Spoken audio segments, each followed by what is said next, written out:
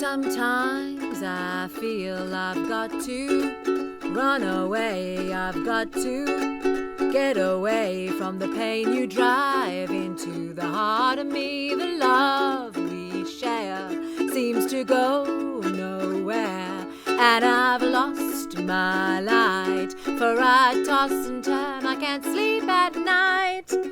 Once I ran to you, now I run from you. This tainted love you've given, I give you all a boy could give you. Take my tears and that's not nearly all.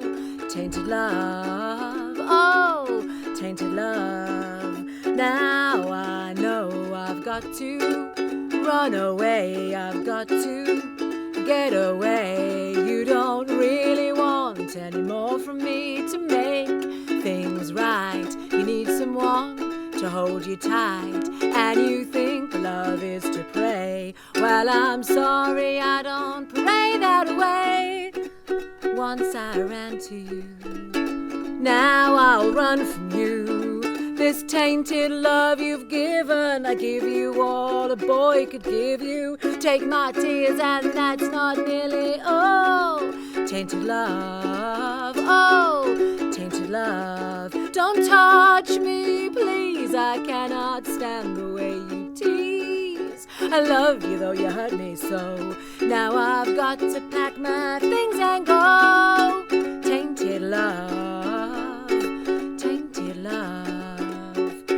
Touch me, baby, tainted love. Touch me, baby, tainted love. Tainted love, tainted love, tainted love. Hello, welcome back. I am here in the jungle in the secret garden today, bringing you Salon de la Vie. There is no room in the jungle for a table, so I'm drinkless. So please do drink for me. Push hearts, everyone. Internet cheers. It's really lovely to see you all here again. Every season I like to focus on somebody, at least one person, who I feel should be more famous than they are. So for this salon, we're going to look at Zora Neale Hurston, who is fantastic. And if you have heard of her, her most famous book was "And Their Eyes Were Watching God." And it's a fantastic book. I'd love to know if any of you have read it. And if you have, can you work out why I sung "Tainted Love" at the beginning? It's a bit of a twisted little joke on quite a sad part of that book. But anyway, let me know in the chat if you can work out why I used that song, and I'll tell you in the chat towards the end why I chose it, what the little dark joke was. Remind me if I don't do it in the chat. Zora Neale Hurston, I came across her at university. I was at university at a really interesting time. It was early to mid-90s, and it was just exactly when basically there's a huge kind of backlash against the gains of radical feminism that we'd seen through the 70s, 80s and early 90s. So it's new lad culture, it's lad mags, it's suddenly, getting felt up in nightclubs just happened overnight while I was at uni, and if you couldn't take it, then you couldn't take a joke, and all sexism was irony and all this kind of rubbish. And along with that kind of culture shock, there was also massive change within universities where they're repealing women's officers, women's studies. So a lot of amazing work by women was lost or sidelined or reburied. And Zora was very nearly one of those, but apart from a very fortunate experience I had with a great tutor who did a whole module with us as part of our English degree on the Harlem Renaissance. And she was a huge part of that. And I didn't read the famous book that we studied. I was very interested in her life, but I never read it because I thought that Their Eyes Were Watching God was going to be really gritty and painful, and actually, of course, it's fantastic, as I'll talk to you about a bit later when I talk to Kudzanayi. I really recommend it. It's such a great read. And one of the interesting things about her is that she's growing up, Zora Neale Hurston, right in the kind of late 1900s in a town called Eatonville, which she describes amazingly as a city of 5 lakes, 3 croquet lawns, 300 brown skins, 3 schools, and no jailhouse. which is really interesting, and that sort of sets the tone for, I think, a lot of the way that she lives her kind of very integral life. She goes to Barnard College and Columbia University, and she is really interested in how African American and Caribbean folklore actually influence the cultural identity of her people. And then she goes on to be a writer at the heart of the Harlem Renaissance, and she writes over 50 different works, short stories, essays, plays, novels. She's utterly remarkable. So I'll stop waffling on about her. I'll let you have a little listen instead to me and Kudzi, my special guest for this season, chatting about her, and amongst other things, we talk about some other stuff as well, but really looking at why she ends up being hailed by Alice Walker as the genius of the South. Sounds like you had a very matriarchal upbringing. Like you mentioned your mother and grandmother quite a few times. It's like a very female dominant household, female centric. Yeah, it definitely is. I mean, my grandmother has 4 daughters and a son, the son being the youngest. And then because my mother had me quite young, I sort of tail on the end as the 5th daughter, and I was predominantly raised by my grandmother.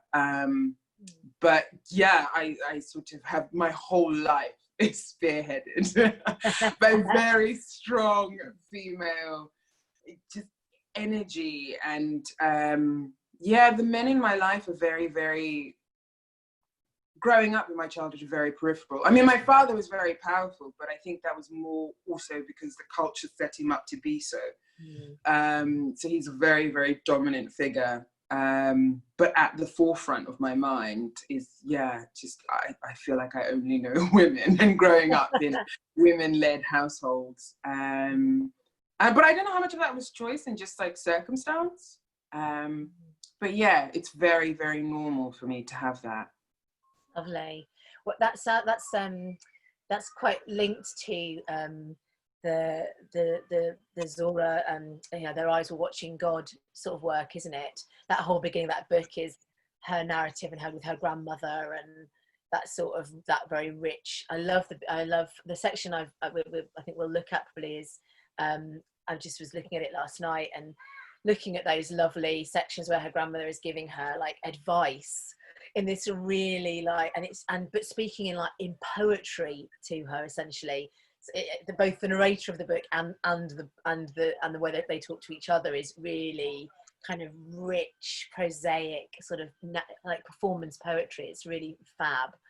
And then the rest is a rollicking good romantic novel sort of thing. It's a great book.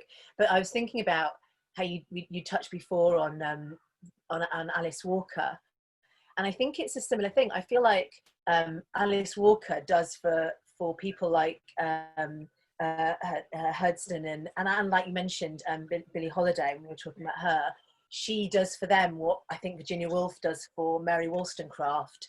She sort of finds these women who were iconic at the time and then have been been buried for whatever reason in whatever way, and lifts them back up into being kind of a revered and valued member of their artistic community.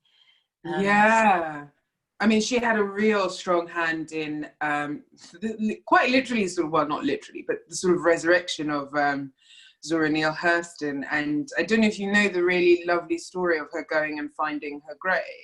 No, I don't. Tell me. So Alice Walker went to, I'm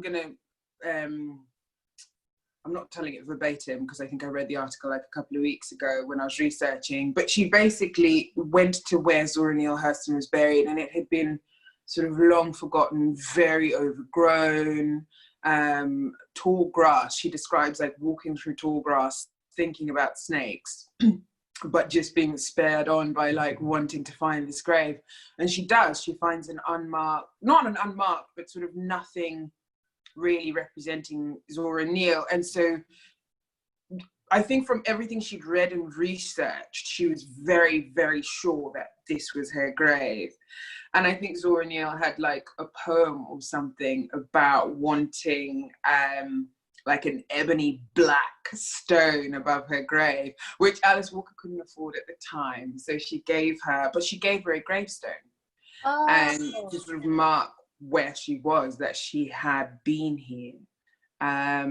but yeah, she's, I love the relationship she had with sort of recognizing what Zora Neale Hurston had done, especially I think because from what I've read, Zora was welcomed, but also sort of not welcomed within the sort of Harlem Renaissance style, because of the politics between Black writers about the nature of who you direct your work at, who is it for. And there was, and I think especially with the Eyes Were Watching God and all the things she does with the language, they sort of felt she was taking them backwards, which I think is understandable for the context of the time, because I guess at that point you just sort of try and assimilate, and I'm thinking of the words that I want, but you associate prosperity with what you see prosperity to be. And so there was a lot of emulating of whiteness going on at the time, whereas maybe Zora Neale is now like more celebrated because actually it's sort of having your own voice, you know, as opposed to mimicking. Yes, absolutely. And I think she also, I think I put off reading Their Eyes Were Watching and Their Eyes Were Watching God for a long time, because I thought it was going to be gritty. You know, I thought it was going to be like good for me and educational, but probably quite a hard read. And of course, it isn't that at all. I mean, it has got huge, you know, events happen, and there's big life events, and there's tragedy in there. But it's like, it's a ripping yarn. You know, it isn't. And that's one of the things that I can see. I think that I can see that you might feel let down that it doesn't show all of the difficulties facing people during Jim Crow laws and things, but it also does show what I think Alice Walker talked about, liking a lot about, was the wholeness of a Black person, that you are your whole self in your own story. You are that all the times you are happy, sad, turned on, frustrated, you know, when you behave badly or when you behave well or whatever, you are the wholeness of a human being. And I think that's another peril with, if you're obscured from the mainstream of stories, there's a pressure on you to represent absolutely everybody's experience who's been left out in your one piece of art. I know that I do it when I look at feminist art, you know, when I look at films that I know that have come out that are supposed to represent, this is the big feminist film this year, and you can never get it right, because there's going to be some people who want it to be one way, and because we're all feeling a lack of voice, so we pin all our hopes for all the voice we didn't get on that one bit of art. And I know I'm making that kind of work myself. Like, it's another argument, I think, for why the playing field has to be more level, and we have to all have more access at sharing narratives, because those of us who feel excluded wouldn't be pinning all of our hopes and putting like pressure on those one or two people that are getting any platform to speak for all of us, if there was more platform and more voices, I guess. Yeah, definitely. I mean, I think it then wouldn't be Michaela Cole's job or Phoebe Waller-Bridges' job to like represent every single one of us if more of them. And then we wouldn't be picking those people apart for and comparing them. Yeah, comparing them, or saying, well, it's also Phoebe's job to represent working class people. It's like, how can she represent all women, younger and older women, women of different race and different class? And like, you can't, you know, we don't expect that from men to represent every single type of person and every single piece of art. Like, we should absolutely strive, particularly as producers, for diversity in storytelling and casting. But if there was just more women making more art, then we wouldn't need the only woman we've let through to do all of the art when she doesn't come from making or whatever. So it's both things, isn't it? We've got to strive to keep the box of our mind wide open as artists, but we also have the industry has a mass responsibility to actually let more of us in to make that art so that it's diverse. And we're not just picking away at the few people that managed to get through and saying, but well, you didn't showcase do X, Y, Z. Yeah, exactly. I've always wondered as well, like with Zora, interesting, I don't know if you knew this already, but she grew up in, I think I'm correct, in a place called Eatonville in Florida. Oh, okay. Which at the time of her growing up was, I think Eatonville is considered the first, what do they call it? I think it's called the first incorporated Black township. Oh, wow. What does that mean? So basically it meant that the town was full of Black people. It was run by Black people for Black people. Which maybe might go away to explaining the sort of the lack of othering that happens when you also have white characters running through your stories as sort of predominant features, if that makes any sense. So it might be why basically she wasn't talking about racism as much as other people thought she ought to be, because she might have been, I think she was quite held by her experience of actually growing up around seeing people who looked like her and sounded like her. That's interesting. That makes so much more sense, because I read something about how her dad had written the rules for his town. He'd been part of the committee that had put together the firmament of the rules for them, for the town. And I was like, I don't understand what that quite means, but that's really interesting. That makes complete sense of how that might have come about now. Oh, interesting. Yeah, I think you're right about that. Gosh. Yes. She also has a lovely journey through finding other people's stories, doesn't she? She goes into, she does a sort of journey that lots of Victorian men do, that kind of the Brothers Grimm do, and people like that, where they go and find oral storytelling and then represent it culturally. But in the case of that, for a lot of us, white Victorian men doing that really reduces women's role down in the story to being that pale, pretty princess that doesn't do anything. Whereas she did a similar job of going and finding women and African stories and African folklore, but it seems to activate women's role in stories and black roles in stories. So I prefer it. Which is my own bias, but there you go.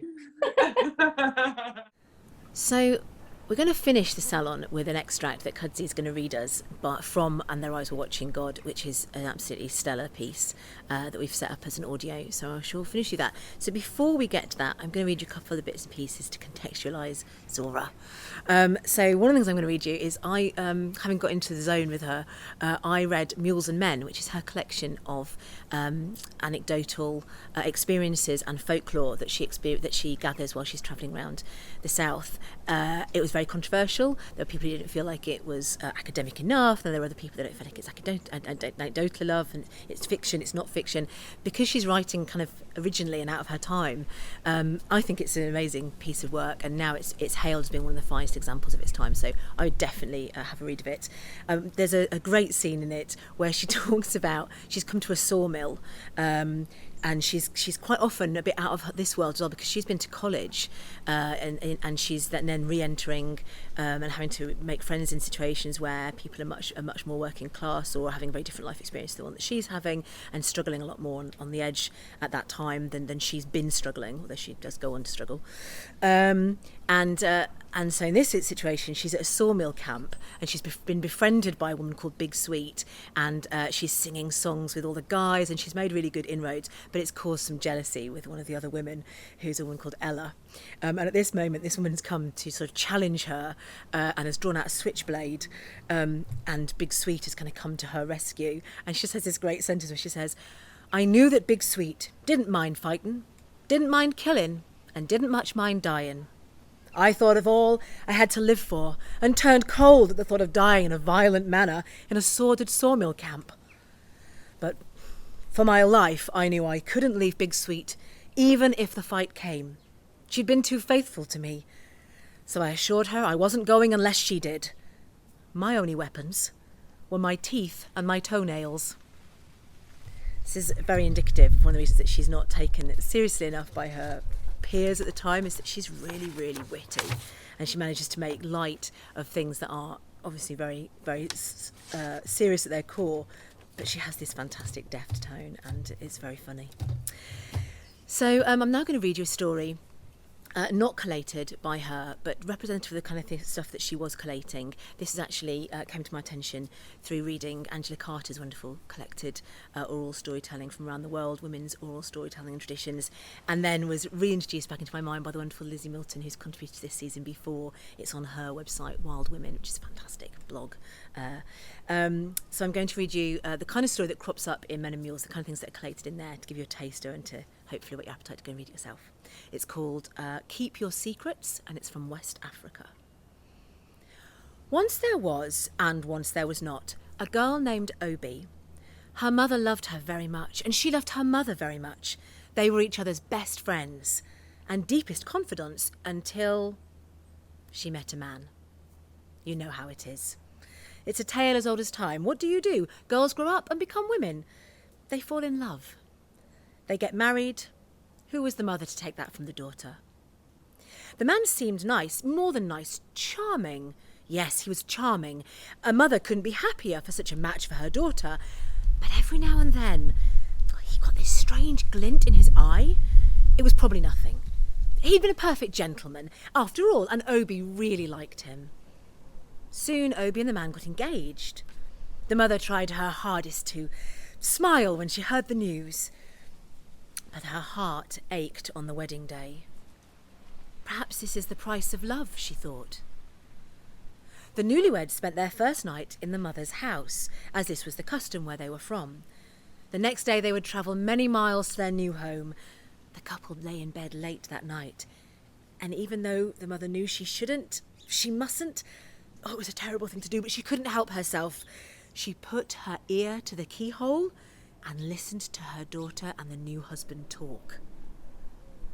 "Suppose we're travelling tomorrow and we have an argument," the husband said. "Don't say such a thing. We'll never fight. We're married." "But just imagine we get in a fight and I turn into a hyena." "You're being silly now." "What would you do, though?" "Can we talk about happier things?" "In a minute. Just tell me, what would you do?"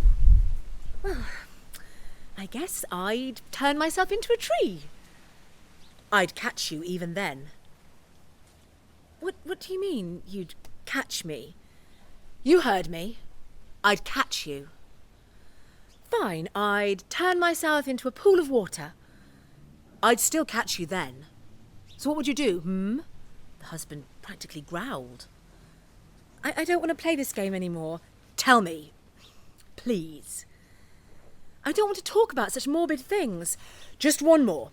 You can't deny your husband that, surely." Obi was about to tell her husband what she would turn into next when her mother blurted through the door, "Don't tell him! A woman should have secrets from her husband." The husband growled that the mother should go to bed, and dutifully she did. The next day, the daughter and the husband left early to travel to their new home. As soon as they were out of the village, the man turned himself into a monstrous hyena. The daughter tried to run away, but he was too fast for her. She turned herself into a tree, but his claws scraped at her trunk. She turned herself into a pool of water, but his hungry mouth lapped her up. Then she turned herself into the thing she had not told her husband about. The hyena looked and looked. Was she this stone? Or this chameleon? Was she the sky above? Or the earth below? God damn it, where was she? Eventually, the hyena grew tired and fell asleep. The woman turned back into a person again and ran straight home to see her mother, whose heart was so full to see her darling Obi, and they lived out the rest of their days happily together. Some say that day on the road she turned into a horrible, terrible beast. Others say she turned into the air itself. And some say she turned into a flea on the hyena's back. Nobody, except Obi and her mother, knew for certain what she did turn herself into. And both of them died a long time ago, so they're not telling us anything.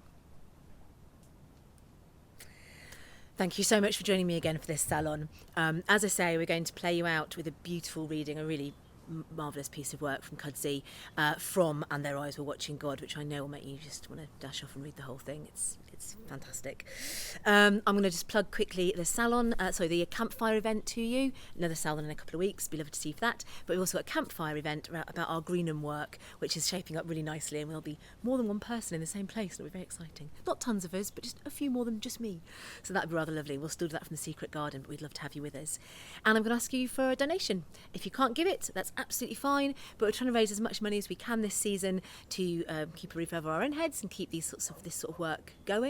But also, we're going to split any donations we get by the end of the season with the fantastic charity Imkan, who are doing really, really vital work for black women and girls. So please, if you can, give what you can. And if you can't, just join us another time. It's been lovely to see you. Thank you so much again. Let me leave you in the very beautiful words and voices of Zora and Kudzi. Good night. Ships at a distance have every man's wish on board.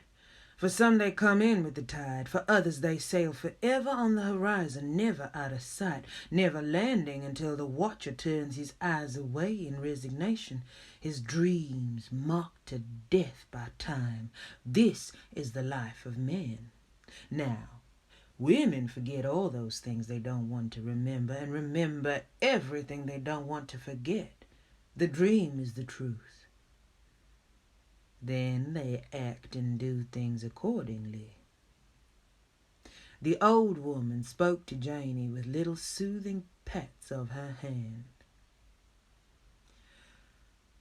You know, Janey, honey, us colored folks is branches without roots, and that makes things come round in queer ways. You in particular. I was born back during slavery, so it wasn't for me to fulfill my dreams of what a woman ought to be and ought to do. That's one of the old hacks of slavery. But nothing can stop you from wishing. You can't beat nobody down so low till you can rob them of their will. I didn't want to be used for work ox and a brood sow, and I didn't want my daughter used that way neither. And, Janie, maybe it wasn't much, but I done the best I can by you. I raked and scraped and brought this little piece of land so you wouldn't have to stay in white folks' yard and tuck your head before other children at school. That was all right when you was little, but when you got big enough to understand things, I wanted you to look upon yourself. I don't want your feathers always crumpled by folks throwing up thing in your face. And I can't die easy thinking maybe men folks, white or black, is making a spit cup out of you. Have some sympathy for me. Put me down easy, Janie. I'm a cracked plate.